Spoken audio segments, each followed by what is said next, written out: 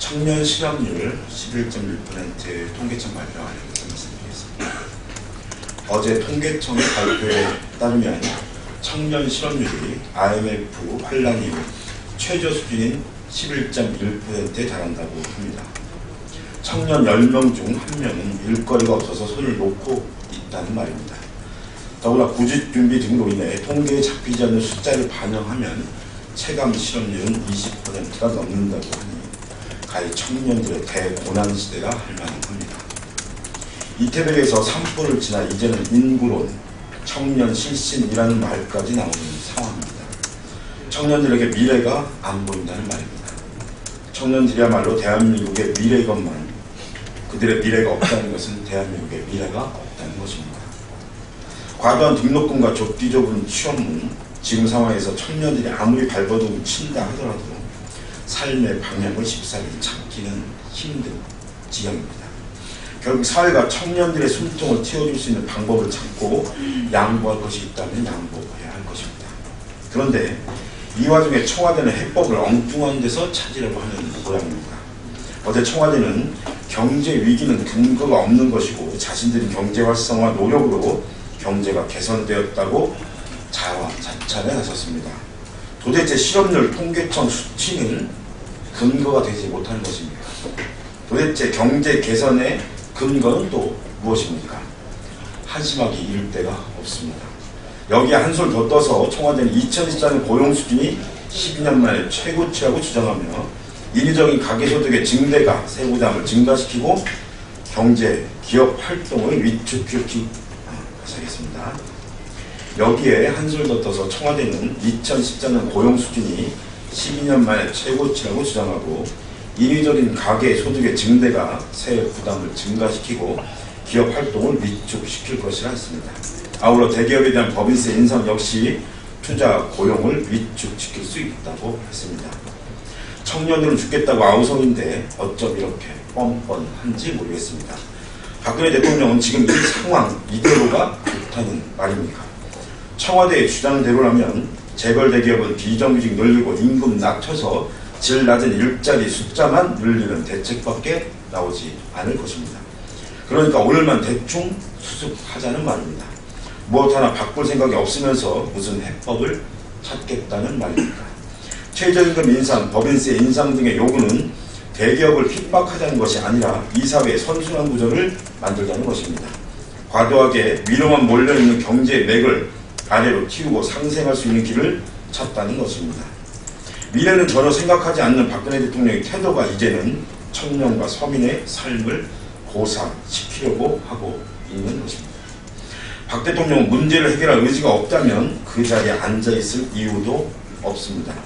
가만히 앉아서 아무것도 안 하는 꼴을 보자고 국민들이 권력을 쥐어준 것이 아닙니다. 국민들의 분노가 점점 쌓이고 있다는 사실을 지금이라도 깨닫길 바랍니다. 주한미군이 사드 부지에 대한 조사를 했고 그에 근거해서 대구에 대한 결정을 한국 정부와 미국 정부에 통보했다는 언론 보도가 있었습니다. 관련해서 말씀드리겠습니다. 보도에 따르면 주한미군이 작년 실사 조사를 통해 사드 부지를 대구로 선정을 했고 수량은 1개 포대로 결정했으며 이를 미국과 한국 정부 모두에게 통보했다고 합니다. 만약 이것이 사실이라면 미국과 박근혜 정부가 함께 우리 국민을 속여온 것으로 매우 중대한 문제입니다. 박근혜 정부는 이러한 의혹에 대해 즉시 국민이 납득할 수 있는 분명한 입장을 밝힐 것을 강력히 촉구합니다. 때아닌 사드 논란이 연일 일파만파 커지며 외교적 문제까지 비화될 조짐을 보이며 동북아 정세를 위협하는 수준까지 와 있습니다. 사드 공론화에 대한 정치권과 국민의 공감대가 전혀 없는 상황에서 무책임하게 이 논란을 부추긴 새누리당의 의도가 바로 이것이었는지 묻지 않을 수 없습니다.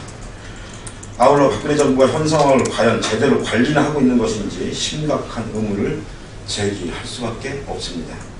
자금의 논란은 새누리당의 무책임과 박근혜 정부의 외교 무능이 만들어낸 합작품으로 청와대의 전략적 모호성은 무의미해졌고 사드는 이미 공론화됐습니다. 비정상적으로 촉발된 논란이지만 이미 공론화된 만큼 청와대는 더 이상의 혼란을 방치하지 말고 즉각 책임있게 나서야 합니다. 중요한 것은 사드와 AIIB, 다시 하겠습니다. 중요한 것은 사드와 AIIB 모두 철저히 국익의 관점에서 냉정하게 접근해야 한다는 것입니다. 특히 동북아 정세와 우리 안보에 직결된 사드 문제는 철저한 검증과 국민적 합의가 반드시 진행되어야 한다는 점을 분명히 밝혀줍니다.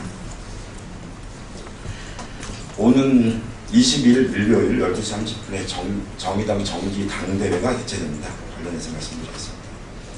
정의당은 오늘 22일 12시 30분 국회의원회관 대회실에서 정기 당대회를 개최합니다. 이번 당대회는 정의당의 다른 이름은 비정규직 정당입니다라는 슬로건으로 정의당이 추진해온 진보정치 성찰과 혁신에 기반한 새 진보정치, 더 넓은 진보정치의 비전을 국민들에게 선언할 예정입니다. 이번 당대회 주요 안건은 신강령 제정과 특별 결의문 채택입니다.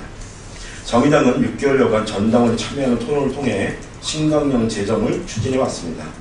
당일 채택할 신강령은 지난 수년간의 진보정치에 대한 성찰과 혁신의 결과이자 현실주의 진보정치, 민주주의 진보정치, 대중적 진보정치를 실천해 나가겠다는 국민들에 대한 약속입니다. 특히 정당사 최초로 생애 주기 강령을 포함하여 채택하게 될 것입니다. 또한 원내 교섭단체와 정권교체 실현을 위해 비정규직 정당, 선거제도 전면개혁, 진보 재편을 전당적으로 강력히 추진해 나갈 것이라는 정의당의 2015년 비전을 특별 견인문을 통해 국민들에게 공표할 것입니다. 당대회는 1, 2, 3부로 나눠서 진행됩니다. 1부에서는 당원들의 다양한 축하 공연과 4.19 재보궐선거에 출마하는 서울 관악을 이동영 후보, 광주 서구를 강은미 후보, 인천 서구 강화을 박정은 후보가 참석해 발언할 예정입니다. 또한 천호선 당대표와 신당대 원내대표의 깜짝 공연도 있을 예정입니다. 2부에서는 당대표 인사말과 권영길 전 대표, 강기갑 전 대표 등 내빈의 축사에 이어 진보정치 혁신과 재편을 함께 만들어가고 있는 노동당 나경태 대표, 국민모임 주비회 김세균 위원장, 노동정치의 양경규 대표 등이 연대사를 듣고 단결과 연대를 표현하는 순서를 가질 예정입니다. 3부는 공식적인 당 대의원대를 개최하고 신강령 개정, 당원제 등 특별결문 채택 등 주요 안건에 대해 심의 의결할 예정입니다. 정의당 2015년 당대회에 국민 여러분과 언론에 많은 관심을 부탁드립니다. 감사합니다.